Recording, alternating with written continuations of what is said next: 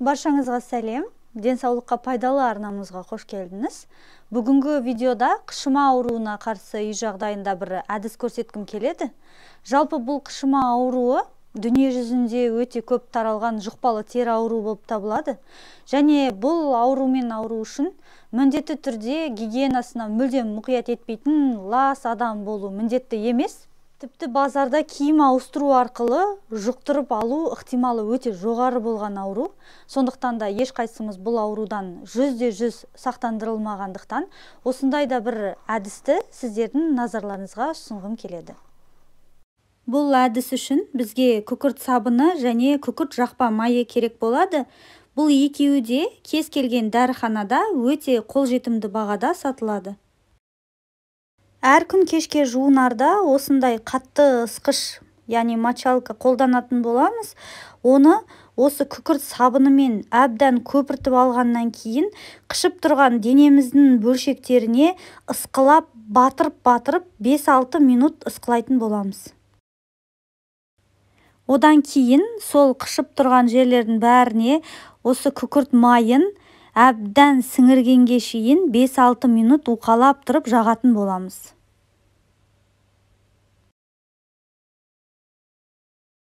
Осы күкірт сабыны және күкірт жақпа майының қышыма кезінде өте қатты көмекші болатыны туралы тіпті интернеттен де оқып көрсеңіздер болады.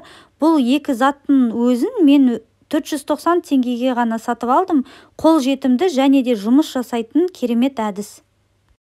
Бұл жаңағы тәсілде айта кететін бір жай, ол күкірт майын тек қана 3 күн қолдануға болады. 3 күннен кейін жуыну әдісін жалғастыра берсеңіз болады. Яғни күкірт сабынымен күнде солай басып жууды жалғастыра берсеңіз болады.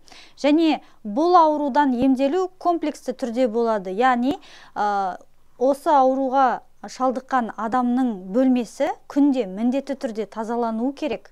Екіншісі, оның жатқан төсегін шансорғыштың басын алып тастап, кәдімгідей қатты соратын таяқшасымен батырып отырып сорылуы керек. Содан кейін ол кісінің жатқан пастелдері міндетті түрде күнде ауыстырылып отыру керек.